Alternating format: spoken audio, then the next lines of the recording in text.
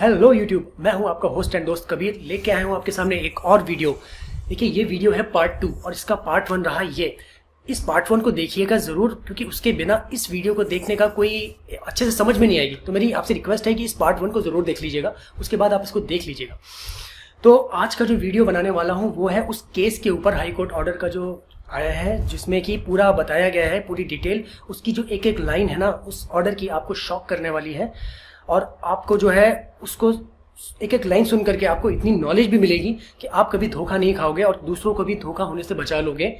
Hair transplant ऐसी field है कि पिछले 5 सालों से बहुत लोग बेवकूफ़ बन रहे हैं, अपना बेवकूफ़ बनवा चुके हैं। कुछ का हेयर ट्रांसप्लांट खराब हुआ है, कुछ को कोई कॉम्प्लिकेशन हुआ है, कुछ की डेथ हो गई है।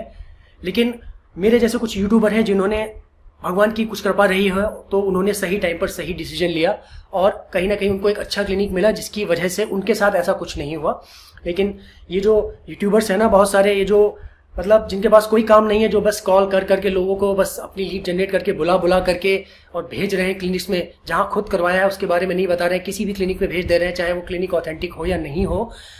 तो ऐसे यूट्यूबर्स से बच के रहें और ऐसी क्लिनिक से ही बच के रहें। और मेरी एक रिक्वेस्ट है, रिक्वेस्ट नहीं है, एक मैं आपको सलाह देता हूँ मिस्टर, कि आप जो है ना दूसरों की मॉर्निंग को इवनिंग मत बनाओ। क्योंकि दूसरों की ज़िंदगी, अगर आपने जो भी क्लिनिक्स खोल रखे हैं ना, उन क्लिनिक्स में आप क्या वेट कर रहे हो कि ऐसा कुछ हो, ऐसे किसी की डेथ हो जाए तब आप सुधरोगे? तो अगर कोई क्लिनिक में आपके डॉक्टर अच्छा नहीं है, कोई क्वालिफाइड डॉक्टर नहीं है, तो अभी भी रख लो, अभी भी वक्त है।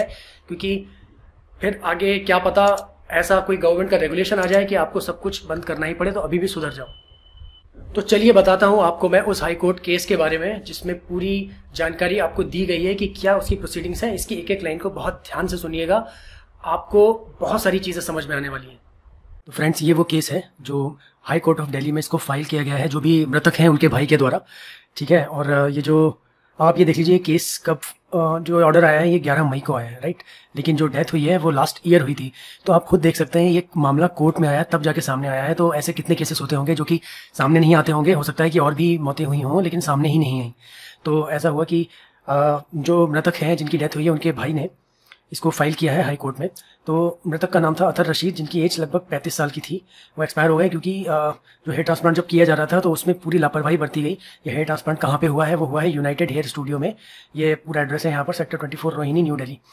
तो अब क्या हुआ कि ये प्रॉब्लम हुई कैसे कि जब जो मृतक थे जिनकी डेथ हुई है, जब वो घर आ रहे थे हेयर ट्रांसप्लांट की सर्जरी के बाद, तो उनको कुछ बहुत ज़्यादा पेन होने लगा उनके स्कैल्प में, और उसके बाद उनके फेस पर और कंधों में स्वेलिंग भी आ गई।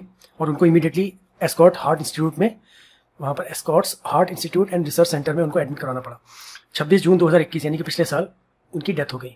अब ये इसमें लिखा हुआ है कि उस क्लिनिक से किसी ने भी कोई रिस्पॉन्स नहीं दिया, ठीक है। और ऐसा प्रतीत होता है कि जो भी विक्टिम्स थे, जो एक्यूज थे, वो भाग गए।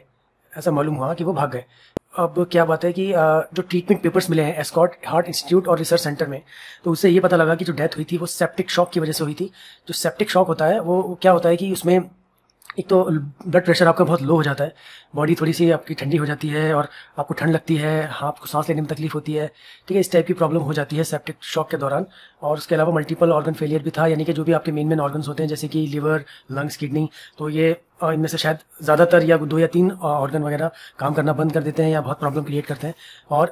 और इसके साथ साथ स्टीवेंस जॉनसन सिंड्रोम, ये क्या होता है इसमें आपको ना, इसमें जो स्किन का, ये एक बहुत बड़ी डिसीज़ है, बहुत डेंजरस डिसीज़ है स्किन की, ठीक है। इसमें जो है मतलब शुरुआत में ऐसा लगता है कि फ्लू हुआ है, यानी कि बुखार टाइप सिम्टम्स होते हैं। उसके बाद आपकी पूरी बॉडी में रैशेस पड़ते हैं और पूरी बॉडी में फैल जाते हैं, और जो आपकी टॉप लेयर होती है स्किन की वो मर जाती है। तो मतलब ये काफ़ी डेंजरस डिसीज़ इसको माना जाता है।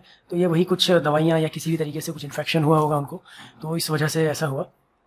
अच्छा, इसके बाद क्या हुआ कि तो कुल मिला के अभी कोर्ट की वजह से अब जाकर के एफआईआर फाइल हुई है। कोर्ट ने जो इंटरवीन किया है, एफआईआर फाइल की गई है, ठीक है। बेगमपुर करके कोई पुलिस स्टेशन है वहाँ पर। तो अब इस मैटर को लिया गया है। अब इसके अलावा ये भी बताया गया है कि जब इन्वेस्टिगेशन किया गया, ठीक है, यानी कि एफआईआर फाइल करने के बाद इन्वेस्टिगेशन भी हुआ है, जिसकी सब स्टेटस रिपोर्ट कोर्ट में फाइल की गई है, ठीक है। तो ये बताया गया कि कोई अक्यूज्ड शिवम वर्मा को अरेस्ट कर लिया गया है, और उसका कोई फ्रेंड होगा या कोई फ्रेंड ही होगा, ठीक है, हरीश शर्मा के नाम से। ये 2 लोग थे, और कुछ और भी लोग होंगे, बट ये 2 मेन लोग थे जो कि यूनाइटेड हेयर स्टूडियो नाम से क्लिनिक को चला रहे थे, उनकी डे टू डे एक्टिविटीज़ को देख रहे थे। ऐसा पाया गया जांच के दौरान कि लगभग 30,000 रुपये पेटीएम अकाउंट में लिए गए थे, जिनकी जो मृतक हैं उनके अकाउंट से उन्होंने पेटीएम किया था। मतलब इस क्लिनिक के जो भी देख रेख करने वाले हैं, फिर जो पेमेंट किया गया था वो पेटीएम के थ्रू हुआ था। अच्छा, जो दूसरी बात ये कि जो अतर रशीद जिनका हेयर ट्रांसप्लांट किया गया था, तो वो किया गया था टेक्नीशियंस के द्वारा। ठीक है, देखने वाली बात है, यही बहुत बात मैं आप सबको बोलता हूँ कि ऐसे बहुत क्लिनिक है 30,000 में, मुझे पता है कि वो कम कॉस्ट देख कर ही गए होंगे, इसीलिए उन्होंने ज़्यादा ध्यान भी नहीं दिया। हो सकता है उनको नॉलेज भी ना हो, कि उन्हें लगता होगा शायद टेक्नीशियंस ही काफ़ी होते हैं हेयर ट्रांसप्लांट के लिए, तो कोई डॉक्टर नहीं था, टेक्नीशियंस मोहित और विजय। ठीक है, और इसके बाद ये पता लगा कि जो शिवम वर्मा जो मेन एक्यूज था, उसके कहने पर उसने फोर्स किया हुआ है जो भी है, तो विजय जो टेक्नीशियन था उसको भी अरेस्ट कर लिया गया, और दूसरा जो टेक्नीशियन है मोहित, वो अभी फरार चल रहा है। इसके खिलाफ नॉन बेलेबल वारंट जो है इशू हो चुका है, और जो भी कुछ हेयर ट्रांसप्लांट के जो भी इंस्ट्रूमेंट्स वगैरह थे, जो भी मशीनें थी, वो सब कुछ जब्त किया जा चुका है। और अब ये भी देखा गया कि जो विजय है जो टेक्नीशियन था, उसके पास कोई भी सर्टिफिकेट ऑफ क्लियरेंस नहीं था हेयर ट्रांसप्लांट करने के लिए। अब कोर्ट ने क्या बोला, there appears to be gross negligence, यानी कि यहाँ पे प्रतीत होता है कि बहुत ज़्यादा लापरवाही बरती गई है, कि रिट पिटीशन फाइल करने के बाद मतलब जो है इस प्रोसेस को स्टार्ट किया जा रहा है, ये खुद से नहीं हुआ। मतलब एक्चुअली क्या होता है कि जब किसी की डेथ हुई है तो खुद से ही ये सब चीज़ें आनी चाहिए थी, जो भी गलत काम कर रहे थे उनको पकड़ा जाना चाहिए था, बट कोर्ट में रिट पिटीशन या फिर कोर्ट में पिटीशन फाइल करनी पड़ी, तब जाकर के ये पुलिस ने इंक्वायरी की है सीरियसली, और तब जाकर के ये पता लग रहा है कि कौन सा क्लिनिक था और या फिर कौन बंदे थे इसमें इन्वॉल्व थे। अच्छा, और ये भी देखा गया कि मतलब ये जो अतर रशीद जो भी जिनकी डेथ हुई है, उनको सीवियर कॉम्प्लिकेशन हुआ क्योंकि अनक्वालिफाइड प्रोफेशनल्स ने उनका हेयर ट्रांसप्लांट किया। अनक्वालिफाइड प्रोफेशनल्स, में पिछले 5 साल से इसी वर्ड पे बहुत फोकस कर रहा हूँ। क्वालिफाइड डॉक्टर्स ढूंढो, क्वालिफाइड जहाँ ऐसा क्लिनिक ढूंढो जहाँ पे क्वालिफाइड डॉक्टर्स हो।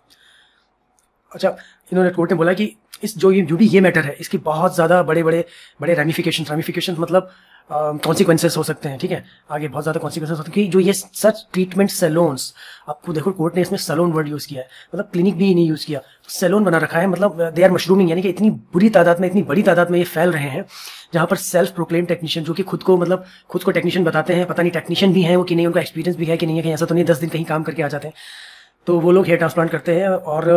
और मतलब मेडिकल एथिक्स के अगेंस्ट में जाकर के, क्योंकि कुछ मेडिकल एथिक्स होते हैं कि आपको मतलब सब चीज़ों का सही तरीके से कोई भी सर्जरी करनी है तो प्रॉपर इंस्ट्रूमेंट यूज़ करने हैं, डॉक्टर के गाइडेंस में करना है, बट सब चीज़ों को दरकिनार करते हुए ये सो कॉल्ड टेक्नीशियंस ये सर्जरी करते हैं और लोगों की लाइफ के साथ खेलते हैं। और फ़ायदा किसका होता है? फ़ायदा होता है उन्हीं लोगों का जो ये क्लिनिक को चला रहे होते हैं। बाकी फंसता तो जो सर्जरी करवा रहा है वही फंसता है।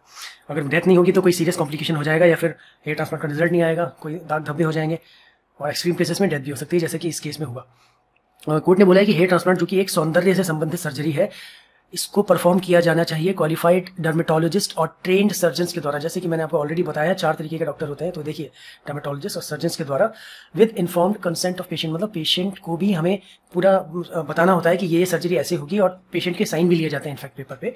हालांकि हेयर ट्रांसप्लांट कोई मेजर सर्जरी नहीं है, माइनर ही सर्जरी है, बट फिर भी as per the ethics and rules of medical field ऐसा हर किसी सर्जरी से पहले हर पेशेंट को बताया जाता है कि कौन सी सर्जरी की जा रही है, या किस तरीके से होगी, किस तरीके से इसको किया जाएगा, इसके क्या क्या कॉम्प्लिकेशंस हो सकते हैं, या फिर क्या इसके फायदे हैं, क्या नुकसान है, सारी चीज़ें बताई जाती हैं डॉक्टर के द्वारा उस पेशेंट को। लेकिन इस केस में ऐसा कुछ भी नहीं हुआ है।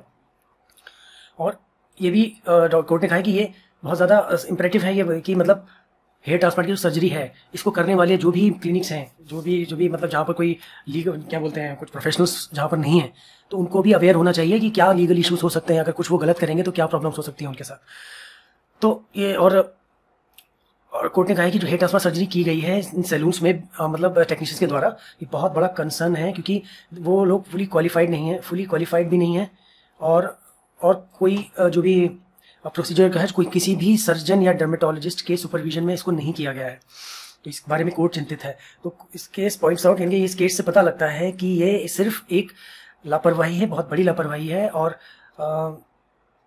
जो भी ध्यान रखा जाना चाहिए मेडिकल प्रोसीजर्स में वो ध्यान नहीं रखा गया है, और एक तरीके से पूरी मेडिकल मैल प्रैक्टिस है ये। ठीक है, बैड प्रैक्टिस जिसे बोलते हैं, क्योंकि जो हेयर ट्रांसप्लांट है वो मेडिकल सुपरविजन और ट्रेंड क्वालिफाइड प्रोफेशनल के अंडर में नहीं किया गया, वाज नॉट कैरिड। देखिए कितनी बार कोर्ट ने ही बोला है supervision of trend and qualified professional, supervision of trend and qualified professional, पहले भी कितनी बार बोला। तो अब इसमें कोर्ट ने ये बोला कि ऐसा लगता है कि इस केस में शायद डिसीज जिनकी डेथ हुई उनको पूरा रिस्क जो भी इसमें इन्वॉल्व है उसको बताया नहीं गया था। ठीक है, तो इसकी वजह से उनको एक्यूट कॉम्प्लिकेशंस हो गए बहुत ज़्यादा, और फाइनली वो उनकी डेथ हो गई। तो अब कोर्ट ने ये भी बोला कि इस तरीके के जो गलत काम हो रहे हैं मेडिकल फील्ड में, इनको चेक करना चाहिए कि हालांकि जो ये डेथ हुई है ये इंटेंशनल नहीं थी, ये जानबूझ के तो नहीं किया गया, लेकिन जो इसको जो है अनप्रोफेशनल हैंड्स में अनप्रोफेशनल लोगों ने किया, और जिसको कि टेक्नीशियंस के द्वारा करवाया गया, तो इसमें क्रिमिनल लायबिलिटी बनती है, बहुत ज़्यादा बनती है, क्योंकि ये बहुत बड़ी लापरवाही है। तो और अभी भी बताया कोर्ट ने कि बहुत से ऐसे पेशेंट्स हैं जो कि अभी भी इनको जानकारी नहीं है कि इस तरीके की जो सर्जरीज होती हैं वो क्वालिफाइड प्रोफेशनल्स के द्वारा की जानी चाहिए। और अगर प्रोफेशनल मेडिकल सुपरविजन नहीं है तो बहुत ज़्यादा इसमें रिस्क होगा कि मतलब या तो बहुत बड़ा ऐसा डैमेज हो सकता है कि जिसको बदला ना जा सके, या फिर लॉस ऑफ लाइफ, जो कि मैंने अभी पहले बात कही, ऐसा हो सकता है। तो ये कोर्ट ने ऑब्जर्व किया है, तो बहुत ज़्यादा सीरियस चीज़ है भाई लोगों। और फाइनली कोर्ट ने ये बोला है कि मतलब कोर्ट ने ये बोला है कि मतलब किसी को डायरेक्शंस तो नहीं दिया है, लेकिन ये बोला है कि मतलब एक तरीके से बोला है कि ऐसा माना जा रहा है कि मतलब मिनिस्ट्री ऑफ हेल्थ और family welfare government of India की तरफ से इसमें कुछ स्टेप्स लेना चाहिए। Government of NCT of Delhi इसकी तरफ से स्टेप्स लिया जाना चाहिए कि ऐसे जो सैलून्स हैं, इस टाइप के जो क्लिनिक्स आ रहे हैं, तो जहाँ पे अनक्वालिफाइड डॉक्टर्स नहीं है, ठीक है, जहाँ पे क्वालिफाइड डॉक्टर्स नहीं है उन पर रोकथाम लगे, और जो भी कुछ क्वालिफिकेशन रिक्वायरमेंट है वो पूरी होनी चाहिए। अगर वो नहीं है तो उन पर लगाम लगे, ऐसे क्लिनिक ना ओपन हो। और क्योंकि सेफ्टी ऑफ पर्सन्स बहुत ज़्यादा इंपॉर्टेंट है, तो जो भी और पब्लिक को बहुत अच्छे तरीके से ये पता होना चाहिए कि इस तरीके की सौंदर्य संबंधी सर्जरीज बहुत घातक सिद्ध हो सकती हैं अगर ये अनक्वालिफाइड प्रोफेशनल्स के द्वारा की जाए। तो क्योंकि ऐसी सर्जरी में बहुत स्ट्रिक्ट मेडिकल सुपरविजन की ज़रूरत होती है। तो आपने देखा कि क्या मतलब क्या जो रहती है, ये बहुत अच्छा एक एटलीस्ट ये रिट पिटीशन फाइल करने से ये फायदा हुआ कि अब आगे शायद इस तरीके के केसेस में बिल्कुल कमी ही आ जाएगी, और आगे धीरे धीरे ये बंद ही हो जाएंगे, क्योंकि हर किसी को डर लगेगा। अब ये केस फाइल हो चुका है, धीरे धीरे इस केस की प्रोसीडिंग्स आगे बढ़ेंगी। नेक्स्ट डेट ऑफ हियरिंग इसमें लास्ट में दी हुई है कि 27 जुलाई 2022 में नेक्स्ट हियरिंग है। उसमें देखते हैं क्या निकल के आता है, किसको मतलब जेल होती है नहीं होती है, क्या क्या मतलब किस तरीके का जुर्माना लगता है, तो वो सब आगे पता लगेगा। अगर आगे मुझे लगा तो इसके बारे में मैं आपको अपडेट दे दूंगा इस केस के बारे में। तो फ्रेंड्स, उम्मीद करता हूं कि ये जो हाई कोर्ट का ऑर्डर है इसकी एक एक लाइन सुन करके आपको बहुत नॉलेज मिली होगी और आप मेरी तरह बहुत शॉक भी हुए होंगे। तो उम्मीद करता हूं कि आप ये नॉलेज दूसरों को दोगे, आप खुद को भी धोखे से बचाओगे और दूसरों को भी धोखे से बचाओगे। इस वीडियो को लाइक और शेयर इतना कर दो कि ज़्यादा से ज़्यादा लोगों तक पहुंचे, क्योंकि इस वीडियो में एक एक जो लाइन है ना वो लोगों को जागरूक करने वाली है और लोगों को धोखा होने से बचाने वाली है। तो ये आपकी जिम्मेदारी है कि इस जानकारी को दूसरों तक पहुंचाना। उम्मीद करता हूं वीडियो को पसंद आया होगा। मिलता हूं आपसे अगली वीडियो में अगले कंटेंट के साथ। तब तक के लिए Kabir signing off. Take care, bye bye.